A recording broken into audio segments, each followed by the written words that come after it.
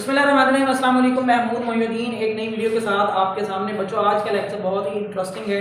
मैं ऐसे फ्रेजेस, ऐसे सेंटेंसेस आपके सामने लाया हूँ जिनको करने से ना सिर्फ आपकी रोज़मर्रा की इंग्लिश बेहतरीन हो जाएगी, बल्कि आपको खुद में भी खुद एतमादी और कॉन्फिडेंस नज़र आएगा। तो लेट्स गेट इनटू इट। हमारा जो लेक्चर है वो आज के इंपॉर्टेंट और most used sentences as well as phrases के बारे में है जी। तो पहला जो सेंटेंसेस है, मिसाल के तौर पर आपने देखा होगा कि ये जुमला जो है हम बहुत ज़्यादा बोलते हैं कि अब कब मुलाकात होगी, कब मिलेंगे, कब मिलोगी। जैसे बहुत से फ्रेंड्स अब आपस में एक दूसरे के साथ ये बात करते हैं। तो हम अगर कहेंगे अब कब मिलोगी, तो ये WH फैमिली से बिलोंग करता है, तो इसका होगा when shall we meet again. When shall we meet again. अब ये शैल नहीं है, इसकी प्रोनाउंसिएशन शल है। क्या है? Shall. When shall we meet again यानी अब कब दोबारा मुलाकात होगी। ठीक है जी।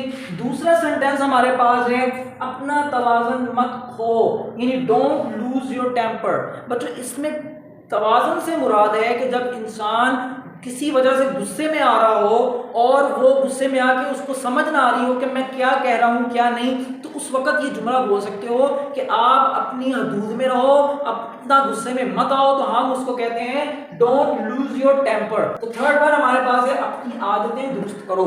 ये जुमला यकीनन हमारे वालिदैन ने हमें बेशुमार दफ़ा कहा है और आगे भी हम दूसरे छोटे लोगों को, बच्चों को कहते हैं। तो इससे मुराद अपनी आदतें दुरुस्त करो, तो ये एक हुक्मिया फिक्रा है। ठीक है जी।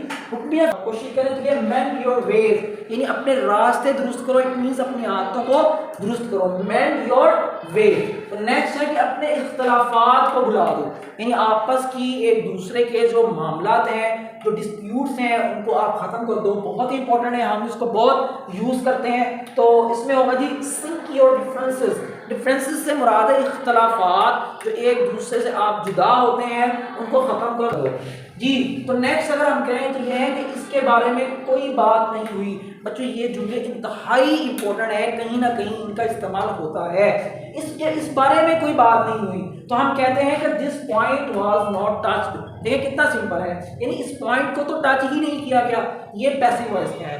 This point was not touched, यानी अगर आपसे पूछे क्या आपकी उस बारे में आपने वो बात की थी, आप कहते हो this point was not touched, कि यानी कि इसको तो आपने छेड़ा ही नहीं, इसके बारे में तो बात ही नहीं हुई। ठीक है। नेक्स्ट सेंटेंस जो है बहुत ही इंपॉर्टेंट है, इसको मैं दूसरे तरीके से पढ़ना सिखाऊंगा। क्या है कि जी इससे क्या फर्क पड़ता है? इससे कोई फर्क नहीं पड़ता। इससे क्या फर्क पड़ता है? बच्चों, ये इंतहाई इंपॉर्टेंट है और बहुत ज्यादा इस्तेमाल होता है। तो इससे हम what difference does that make, तो ये आप देखें तो ये एक इंट्रोगेटिव सेंटेंस है। तो बच्चों, मैं आपको इसका और तरीका बताऊंगा। इसको हम यूं भी कह सकते हैं कि इट मेक्स नो डिफरेंस। क्या कह सकते हैं? इट मेक्स लगा लें आप, नो डिफरेंस आप इस तरह भी कह सकते हैं, तो ये भी ठीक ही रहेगा बच्चों। ठीक है। तो नेक्स्ट अगर हम बढ़ें तो इस फिल्म में कौन से अदाकार हैं? तो बच्चों याद रखो, एक मूवी में जितने लोग काम करते हैं, जितने अदाकार होते हैं, उन तमाम अदाकारों को हम एक कलेक्टिव नाउन इस्तेमाल करते हैं। यानी बहुत से लोगों के लिए एक नाउन इस्तेमाल करना कलेक्टिव नाउन होता है, और वो कलेक्टिव नाउन है कास्ट। क्या होता है? कास्ट। कास्ट से मुराद है कि कौन कौन लोग इसमें काम कर चुके हैं। तो हम कहते हैं कि what is the cast in this movie. ठीक है। In the movie and this movie, कि इस मूवी में कौन कौन से अदाकार हैं। कास्ट से क्या मुराद है यहाँ पे? अदाकार। ठीक है। कास्ट से मुराद यहाँ पे अदाकार है। आखिरी और बड़ा इंपॉर्टेंट, इस खबर से आप घबराएं नहीं, यानी please don't get disturbed by this news. इस खबर से आप घबराएं नहीं, please don't get disturbed by this news. तो बच्चों, ये सारे के सारे सेंटेंसेस बहुत इंपॉर्टेंट है। इंशाल्लाह मजीद आगे चल के हम अपने सेंटेंसेस को और ऐसी चीज़ों को मैं आपसे शेयर करता रहूँगा। आप सहल इंग्लिश के साथ जुड़े रहें और देखते रहें सहल इंग्लिश। जज़ाकुमुल्लाह। Thank you so much. अल्लाह हाफ़िज़।